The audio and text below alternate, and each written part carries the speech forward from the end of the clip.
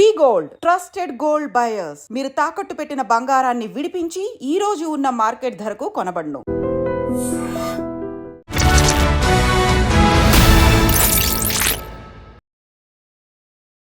అందరికీ నమస్కారం. నేను Swaroopa Potlapalli. Welcome to iDream. ప్రేమించడం అనేది మన జీవన విధానంలో ఓ భాగం. అయితే ఇప్పుడు ప్రేమిస్తే చావడమో లేదంటే చంపడమో ఈ రెండే ఆప్షన్స్ గా కనిపిస్తున్నాయి. ప్రస్తుతం నాతో పాటు రైటర్ పాలపర్తి సంధ్యారాణి గారు ఉన్నారు. మేడంతో మాట్లాడి ఎందుకు ఈ రెండే ఆప్షన్స్ ఉంటున్నాయి, ప్రేమ అనేది ఇలా ఎందుకు కనిపిస్తుంది అనేక విషయాలను మేడంని అడిగి తెలుసుకుందాం. నమస్తే సంధ్యారాణి గారు. నమస్తే స్వరూప గారు, బాగున్నారా? బాగున్నానండి. ఈ మధ్య కాలంలో మనం చాలా ఇన్సిడెంట్స్ చూస్తూ ఉన్నాము. ప్రేమించడం అనేది ఇంక ఈ రోజుల్లో కాలేజ్ డేస్లో కావచ్చు, లేదంటే పని చేసే చోట కామన్ అయిపోయింది. అయితే ఆ ప్రేమించిన వ్యక్తి దొరక్కపోతే చంపేయడమో, వాళ్ళకి దక్కకపోతే, లేదు అంటే తాము అనుకున్న వాళ్ళతో పెళ్లి జరగకపోతే సూసైడ్ చేసుకోవడమో, ఈ రెండే కనిపిస్తున్నాయి. ఎందుకు ఇలా జరుగుతోంది? ఆధునిక యువత ప్రేమని సీరియస్ గా తీసుకుంటుందంటారా, లైట్ గా తీసుకుంటుందంటారా? అసలు ముందు వాళ్ళకి ప్రేమ అంటే తెలియదు. నిజంగా ప్రేమ అనేది ఉంటే ఎవరైనా సరే, అది ఆడవాళ్ళు కావచ్చు, మగవాళ్ళు కావచ్చు, ప్రేమించడం అనేది తప్పు కాదు, అది మన జన్మ హక్కు. ఇప్పుడు ప్రేమలో చాలా రకాలు. తల్లిదండ్రుల్ని ప్రేమిస్తాం, తోడబుట్టిన వాళ్ళని ప్రేమిస్తాం, స్నేహితుల్ని ప్రేమిస్తాం. ఇక్కడ ఈ ప్రేమ అనేది, ఆడమగ ప్రేమ అనేది ప్రేమించినంత మాత్రాన్ని నువ్వు పెళ్ళి అవుతుంది అని అనుకోవడానికి కూడా లేదు. దానికి వేరే కారణాలు ఎన్నో ఉండుండొచ్చు. నిజంగా నువ్వు ప్రేమిస్తున్నట్టయితే ఆ మనిషి బాగుండాలని కోరుకోవాలి. ఈ మధ్య కాలంలో ప్రతిరోజు ప్రతి చోట నేను చూస్తున్నాను, చదువుతున్నాను, వింటున్నాను, నాకు దక్కలేదు కాబట్టి ఇది ఇంకోని చేసుకోవడానికి వీల్లేదు. అది కరెక్ట్ కాదు. ఆ ఆలోచన విధానమే కరెక్ట్ కాదు. నీకు దక్కలేదు అని నువ్వు అంటే నీకు తెలియకుండా నీ లోపల ఒక మృగం దాగుంది, రాక్షసత్వం అనేది దాగుంది. నువ్వు మనిషిలాగా ఒక చదువుకున్న వాడి అయ్యుండి, చదువుకున్న వాళ్ళు కూడా చేస్తున్నారు ఇవాళ రేపు ఇలాంటి పనులు. చదువుకున్న వాడు అయి ఉండి నీకు వివేకం, విచక్షణ రెండూ ఉండాలి. సరే, ఒకసారి తనతో ఫైనల్గా మాట్లాడేసేసి ఫ్రెండ్స్ లాగా విడిపోదాం. ఎందుకు ఒప్పుకోవట్లేదు? వీలైతే పెద్దవాళ్ళని ఒప్పించి చేసుకోవటం లేదు. ఇటు పెద్దవాళ్ళు ఒప్పుకోవట్లేదు. కొంతమంది ఏంటంటే తల్లిదండ్రులు, నువ్వు మా అదే వేరే కులం వాడిని చేసుకుంటావా, లేదా ఆ కుటుంబం మాకు ఇష్టం లేదు, అలాంటి వాళ్ళని చేసుకుంటాం, మేము చచ్చిపోతామని ఏదో బెదిరిస్తుంటారు. ఆ బెదిరించినప్పుడు సహజంగా ఆడపిల్ల మనసు సున్నితంగా ఉంటుంది కాబట్టి అమ్మా నాన్న ఏమైపోతారో, అమ్మా నాన్న కోసం అని కొంచెం మొగ్గుతుంది, ఇటు పక్కకి మొగ్గుతుంది. తను ఎంత మ్యాక్సిమం కన్విన్స్ చేయడానికి ప్రయత్నించినా వాళ్ళు కన్విన్స్ కాకపోతే ఇటువైపు మొగ్గుతుంది. అటువంటప్పుడు ఇద్దరూ కూర్చుని నువ్వు ఎవరినైతే ఇష్టపడ్డావో అతనితో ఒకసారి మాట్లాడి, ఇలా ఉంది నా పరిస్థితి కాబట్టి మనం ఒక మంచి స్నేహితులుగా విడిపోదాము అని చెప్పేసి విడిపోవచ్చు. అంతేకాని ఈ చంపుకోవటాలు, దీనివల్ల ఏం సాధించారు? ఇటు తల్లిదండ్రులకి కడుపు కోత, నీ జీవితం పాడైపోతుంది. పోలీస్ రికార్డుల్లోకి ఎక్కుతావు ఒక మనిషిని చంపినందుకు, అక్కడ నీ లైఫ్ పాడైపోతుంది కదా. జీవితాంతము నిన్ను అంటే ఇప్పుడు నెక్స్ట్ నీకు లైఫ్లో కూడా నువ్వు ప్రతిక్షణం భయపడుతూనే బతుకుతావు. ఇవాళ కాకపోతే రేపు నువ్వు ఇంకొక చోటికి వెళ్ళినా కూడా, అరే నువ్వు మర్డర్ చేసి జైలుకి వెళ్ళి వచ్చావు కదా, ఒక మాట చాలు నేను లోపల పించి చేయడానికి నీకు. సో ఇలాంటివన్నీ జరగకుండా ఉండాలి అంటే అసలు ప్రేమ అంటే ఏంటి అనేది తెలుసుకోవాలి. అది నాకు తెలిసినంత వరకు నా అనుభవంలో ఎవరికైతే పరిపక్వత, ఒక మెచ్యూరిటీ అనేది వస్తుందో, అంటే ఒక 23-24 ఏళ్ళు దాటిన తర్వాత పిల్లల్లో కొంచెం మెచ్యూరిటీ అనేది వస్తుంది, వివేకము, విజ్ఞత వస్తుంది, ఆలోచించుకోగలుగుతారు. ఈ 15 ఏళ్ల పిల్లలు, టీనేజ్లో ఉన్న పిల్లలు ఈ ప్రేమ దోమ అని చెప్పి తిరుగుతూ ఉంటారు. వాళ్ళకి మాత్రం ఇలాంటివన్నీ ఒక రకమైన చెప్పేవాళ్ళు లేక, అంటే అటువంటప్పుడు తల్లిదండ్రులు ఏం చేయాలి అంటే, అమ్మ ప్రేమ వేరు, ఆకర్షణ వేరు, ఈ ఏజ్లో ఇలాంటివన్నీ జరుగుతూ ఉంటాయి కాబట్టి మగపిల్లలతోటి స్నేహం చేయొద్దని అనము. దానికి ఒక లిమిట్ ఉండాలి. చదువు వరకు పెట్టుకోండి మీ స్నేహం అనేది, అంతేకాని అంతకు మించి పెట్టుకోవద్దని చెప్పాలి. సంధ్యారాణి గారు, ప్రేమ అనేది జీవితంలో ఓ భాగం మాత్రమే, ప్రేమే జీవితం కాదు.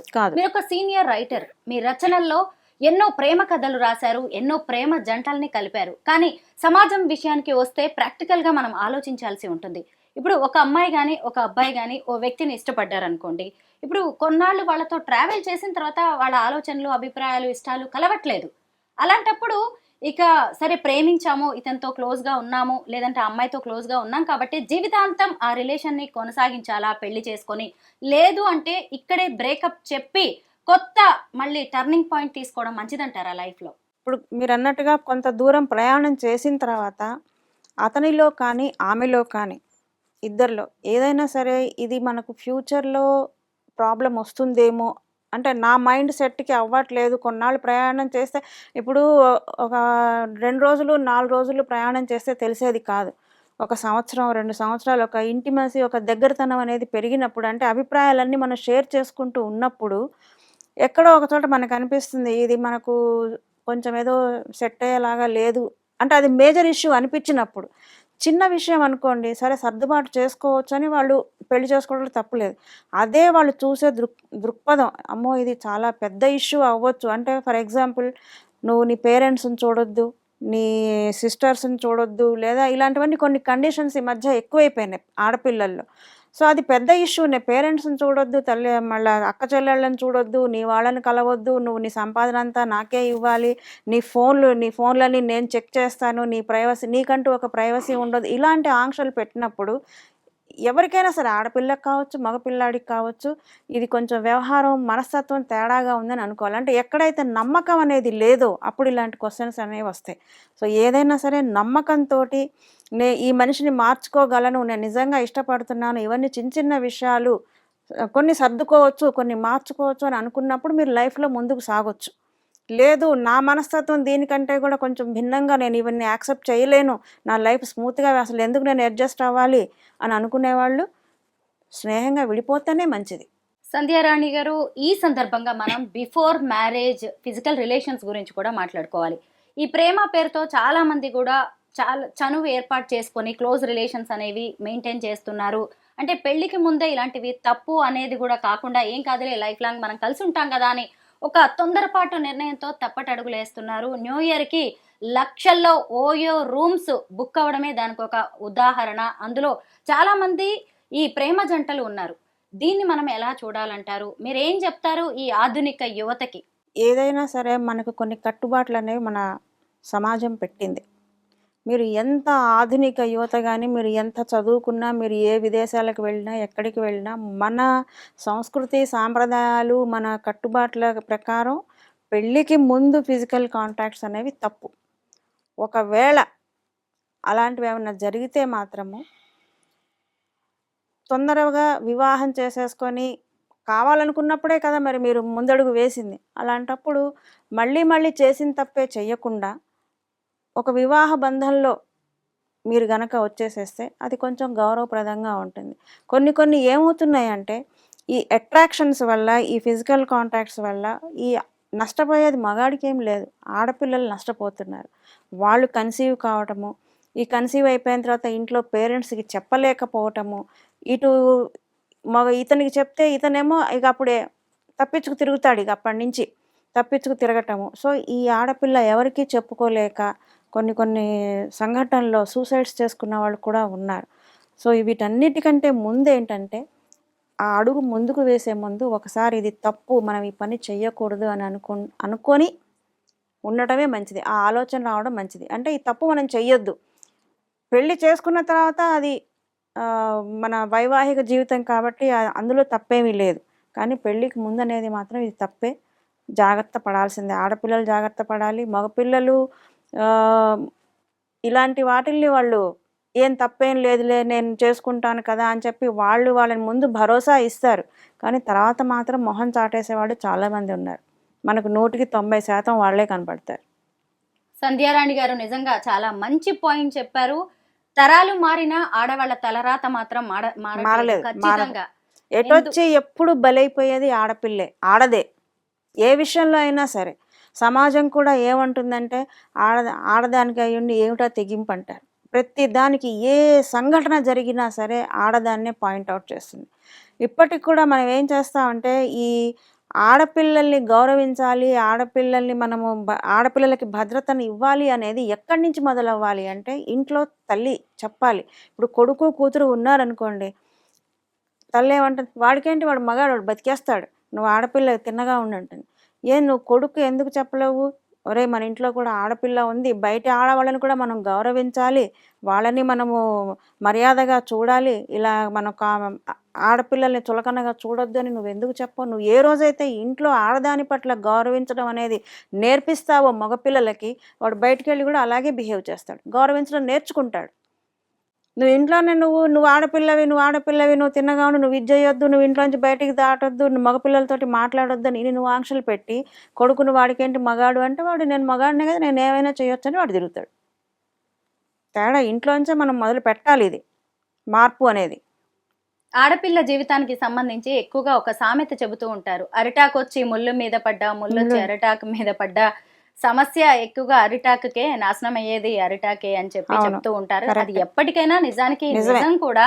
ఎందుకు అంటే ఇప్పుడు చాలా మంది అమ్మాయిలు ప్రేమించడం, క్లోజ్ రిలేషన్ లోకి వెళ్ళిపోవడం, పెద్దలు వద్దన్నారనో, లేదంటే అతను ఆ కంపానియన్ సరిగ్గా నచ్చకో, కంపెనీ సరిగ్గా లేకనో వాళ్ళని కాదనుకుని వేరే పెళ్లిళ్ళు చేసుకోవడం. తీరా చూస్తే ఈ లవర్ అనే వ్యక్తి వదిలిపెడతాడా? ఇన్నాళ్ళు నాతో ఉన్నా, నాకు దక్కనిది ఇంకెవరికి దక్కకూడదు అని ఏకంగా హత్యలకి తెగబడ్డం, లేదు అంటే బ్లాక్ మెయిలింగ్, మన ఇద్దరం క్లోజ్ గా ఉన్న ఫొటోస్ చూపిస్తాము అని ఇలాగా ఆడపిల్లల్ని మళ్ళీ లొంగ తీసుకునే ప్రయత్నం జరుగుతుంది. ఇక్కడ మళ్ళీ నలిగిపోతున్నారు ఆడపిల్లలే. ఇటు అత్తింటి వాళ్ళకి ఎక్కడ తెలిసిపోద్దో, హస్బెండ్ కి ఎక్కడ తెలుస్తుందో, ఇటు తల్లిదండ్రులు ఏమంటారో అని ఆడపిల్లలు చాలా మంది నలిగిపోతున్నారు. ఇంత దూరం ఆలోచించకుండా అసలు మనం సెలెక్ట్ చేసుకున్న పర్సన్ ఎలాంటి వాడు ఏంటి అనేది కూడా తెలియకుండా, ఆ వయసు కావచ్చు, హార్మోన్స్ బ్యాలెన్స్ చేసుకోలేకపోవడం వల్ల కూడా ఇలాంటివి జరుగుతూ ఉండొచ్చు. క్షణికావేశం అంటారు చూడండి, ఆ క్షణికావేశంలో వాళ్ళు చేసే పనులకు కొన్నిటికి కంట్రోల్ అనేది ఉండదు.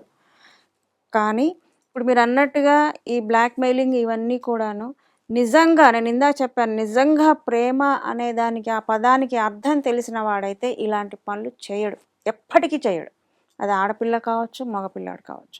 సాధారణంగా ఇలాంటి పనులు చేసేది మగవాళ్ళే అనుకోండి, ఆడపిల్లలు తొందరగా అలా బయటపడరు కదా. బ్లాక్ మెయిలింగ్లు ఇవన్నీ కూడా అంటే ఇప్పుడిప్పుడు కొంచెం ఎక్కడో అరాకొర అవి వాళ్ళు కూడా తయారయ్యారు. అంటే ఒక 100 మందిలో 100 కూడా కాదు, ఒక 1000 మందిలో ఒకళ్ళో ఇద్దరు అలా ఆడపిల్లలు తయారయ్యారు. కానీ ఇది మాత్రం చాలా మగపిల్లలది ఎక్కువైపోతుంది. ఏదైనా సరే ఇవి చేసినందువల్ల జీవితాలు పాడైపోతుంది. ఏం సాధిస్తారు? ఇప్పుడు మనం ఒక పని చేసామంటే, ఇప్పుడు మనం చదువుకున్నాం, మన చేతికి డిగ్రీ వచ్చింది అంటే దేనికి? అది మనకు భుక్తి పడడానికి, మన ఉద్యోగాన్ని సంపాదించ ఒక సొల్యూషన్, అది మన కాళ్ళ మీద మనం నిలబడడానికి. మరి ఈ పని చేసినందుకు మరి నీకేమిటి ఇక్కడ ఇప్పుడు నువ్వు కావాలని చేస్తున్నావు, తెలియక కాదు, తెలిసి చేస్తున్నావు. ఆవేశమో, కక్షో, దుగ్ధో, కోపమో ఏదో చేస్తున్నావు. ఇన్నాళ్ళు నాతో తిరిగింది, ఇప్పుడు వేరే వాడిని పెళ్లి చేసుకుంటుంది అని చెప్పి. సరే, నువ్వు ఆ అమ్మాయి జీవితాన్ని అంటే ఏదో నువ్వు బ్లాక్మెయిల్ చేస్తున్నావు. నీకు పరిష్కారం ఏమిటి? నువ్వేం సాధించావు అక్కడ? అంటే నీలోనే నీకు తెలియకుండా నీలో ఒక పైశాచికత్వం ఉంది. ఒక రాక్షసుడు అనేవాడు నీలో దాగి ఉన్నాడు.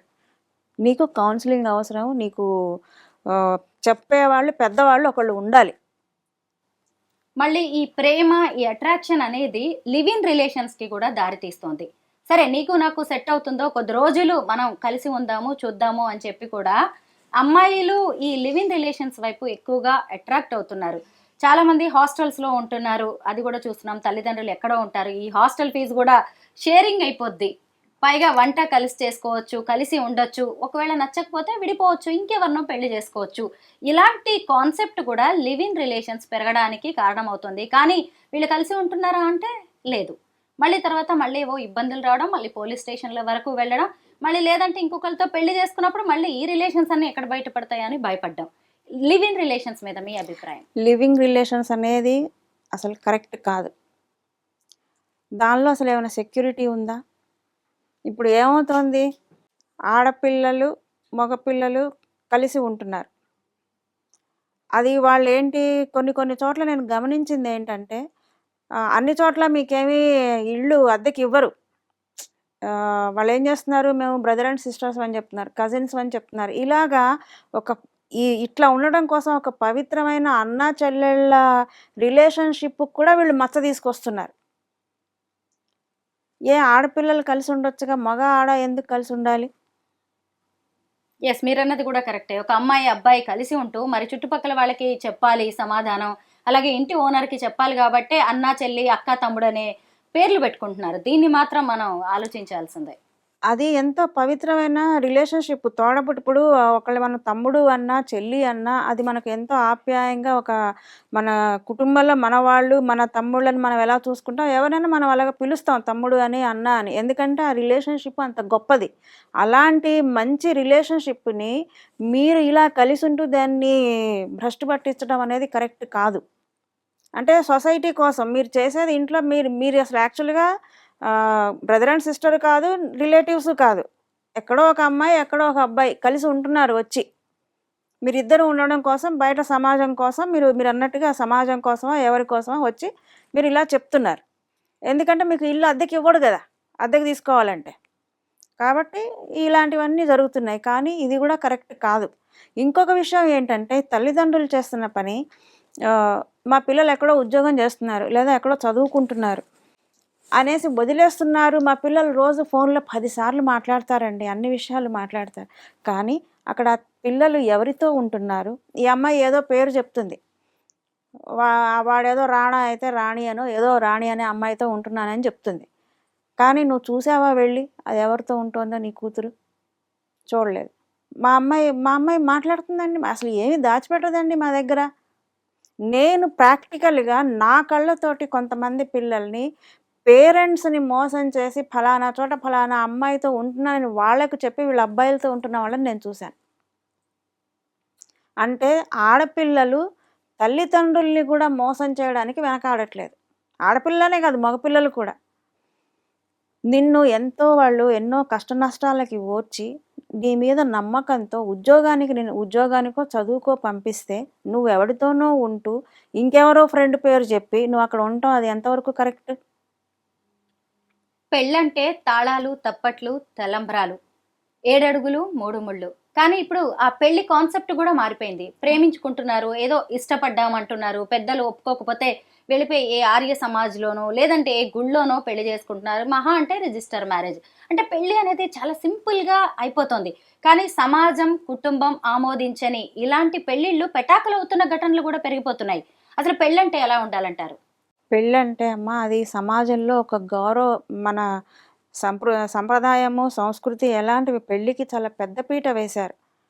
పెళ్ళి అంటే ఆషామాషి ఏదో ఇప్పుడు పొద్దున పెళ్లి చేసుకున్నాం 4 రోజుల తర్వాత విడిపోయాం అనేది కాదు. మనం ఇద్దరు వ్యక్తులు అంటే ఇప్పుడంటే లవ్ మ్యారేజ్, ఇద్దరు వ్యక్తులు వేరే వేరే వాతావరణంలో పుట్టి పెరిగి ఒక కుటుంబాన్ని ఏర్పరచుకోవడం కోసమని ఆ పెద్దవాళ్ళు చేసిన పెళ్ళిళ్ళు. ఇప్పుడంటే లవ్ మ్యారేజ్లు కదా. వస్తున్నావు కుటుంబాన్ని మనం ముందుకు నడిపించడానికి అనేది వస్తున్నప్పుడు నువ్వు అన్నీ యాక్సెప్ట్ చేయాలి. భార్యలో ఉన్న నెగటివ్ పాజిటివ్ నువ్వు యాక్సెప్ట్ చేయాలి. భార్య తప్పు చేస్తే నువ్వు క్షమించగలిగే గొప్ప మనసు నీకు ఉండాలి. అలాగే భర్తలో ఉన్న మంచి చెడు నువ్వు యాక్సెప్ట్ చేయగలగాలి. భర్త కోప్పడినా లేదా ఇంకేదన్నా ఒక గొడవ పడినా క్షమించే గుణం నీలోనూ ఉండాలి. ఎవరి కోసం? మీరిద్దరూ ఒక కుటుంబాన్ని ముందుకు నడిపిస్తున్నారు. సహనం అనేది ఇద్దరిలో ఉన్నారు. నేను ఒక ఆడదాన్నే సర్దుకుపోమ్మని చెప్పను, ఇద్దరూ ఉన్నారు అక్కడ. ఒక ఆడపిల్ల పెళ్ళి అనే ఈ 2 అక్షరాలు, నువ్వు కట్టే తాళి అనే ఈ 2 అక్షరాలు దీన్ని పట్టుకొని నీ చేతి చిటికెన వేలు పట్టుకొని నీ ఇంటికి వస్తుంది. జీవితాంతం నీ ఇంట్లో నీతో తోడుగా నీ కష్ట సుఖాల్లో నీ వంశాభివృద్ధికి అన్నిటికీ తను తోడ్పడుతుంది. నీకు ఏ కష్టం వచ్చినా ఏడ్చేది భార్యే, నీకు ఏ కష్టం వచ్చినా అండగా నిలబడేది భార్యే. అలాంటప్పుడు భార్యలో తప్పులు వెతకటం కాదు, భర్తలో తప్పులు వెతకటం కాదు, ఒకళ్ళకొకళ్ళు తోడు. పెళ్ళి అంటేనే తోడు. ఈ తోడు ఎంత బాగుంటే నీ కుటుంబం కూడా అంత బాగుంటుంది, సమాజం కూడా అంత బాగుంటుంది. పెళ్లి, ప్రేమ అనేవి ఇద్దరు వ్యక్తులకు సంబంధించిన విషయాలే కావచ్చు, కానీ 2 కుటుంబాలు, కొన్ని తరాలకు సంబంధించిన విషయం ఇక్కడ. ఆ విషయం మాత్రం గుర్తుపెట్టుకొని నిర్ణయాలు తీసుకుంటే మంచిది. థ్యాంక్ యూ సో మచ్ సంధ్య గారు. నాకు ఈ అవకాశం ఇచ్చిన ఐ డ్రీమ్స్ వాళ్ళకి ధన్యవాదాలు.